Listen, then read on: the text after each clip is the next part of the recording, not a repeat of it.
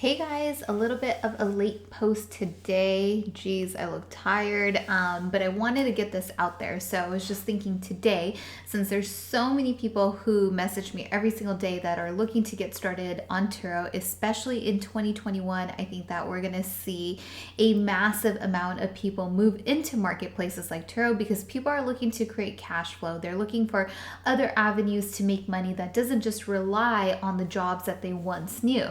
So if you're thinking about getting into Turo, these are the top 3 things that I think that you should be thinking about, and take it from somebody who has been on the platform for 6 years. So if there's anything for you to gain by listening to me, that is that I have just a little bit of an edge over probably 95% of the people on the platform because I've just been on it for so long and I've been doing it longer than most people. So I've had enough experience to where I can see the life cycle of things happen, the life cycle of a car, the life cycle of a strong market versus a bad market. So there is a wealth of really knowledge and experience there. So the top 3 things that I would advise for you to think about is, first and foremost, if you are getting a car, know your exit. How will you get out of that car? Now, people have so many different ways of looking at this, and I'll get into that in just a little bit. But ask yourself this: if you are going to purchase a car, lease a car, or if you already have a car, after it's on the platform for a year or 2 years and it accumulates miles and there's wear and tear on it, how do you get out of that car? Or do you plan on staying in that car for the life of the car or the loan that you have on it, 5 or 6 years, whatever it might be? And if you are going to have it on the platform for that long, will it stand the test of time? Will it stand the test of so many people driving it and it just having that much utilization? So that's why it's so important to really think deeply about that question and have an answer before you actually get into buying a car. Is what is your exit out of that car? What if you do Turo and a year into it, you're like, this is not for me. What do you do with that car? So make sure you know that answer with certainty. Otherwise, you could find yourself in a position that is not favorable and you just don't want to go down that route. Which leads me to my next point. Really think about the car that you are going to add to the platform. My advice: add something that is nicer and newer. Now, I know a lot of people don't like it out there when I say this, but I am not a proponent of buying used or older cars for the platform. I just have seen over time that Turo is turning into a more deluxe marketplace. They care more about the quality of the vehicles that are in the marketplace and the experiences that their guests are having. If you buy a used car and you're already buying something with, maybe 40,000 miles on it, let's just say, for example, and it's 3 to 4 years old, what happens in a year when that car accumulates, say, another 15, 20,000 miles on it? What happens when that warranty is no longer there and you have these variables pop up like maintenance and repairs and things that just go wrong? How do you account for that when it comes to your revenue? How much does that eat away at your margins?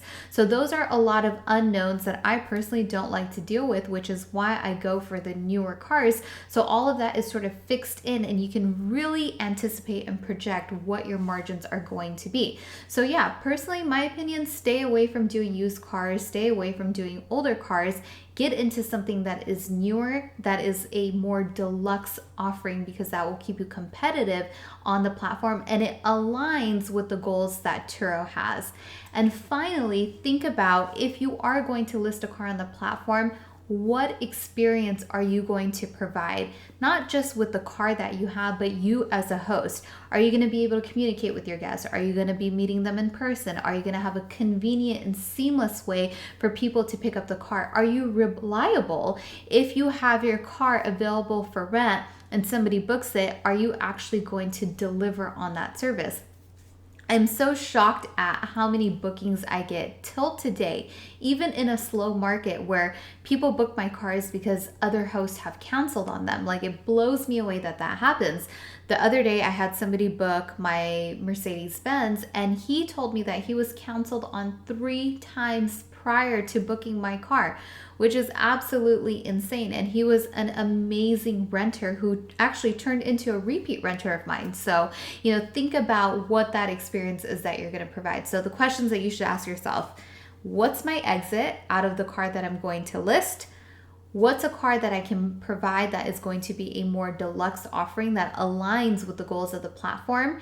And when I'm thinking about my experience that I'm providing, think about it in terms of reviews. What are people gonna say about me once they return my vehicle from their trip?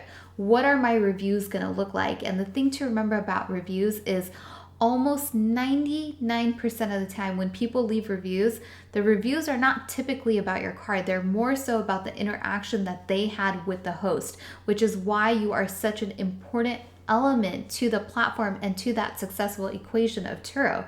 So really take those into consideration, put a lot of thought behind that before you jump into, just listing any random car on the platform. If you take some time and really plan that stuff out, it's going to give you the proper foundation to really have a great start on the platform and be successful, and it'll give you the motivation to want to continue to grow your fleet and just do more on the platform and have it be lucrative for you. So I hope you guys find that helpful.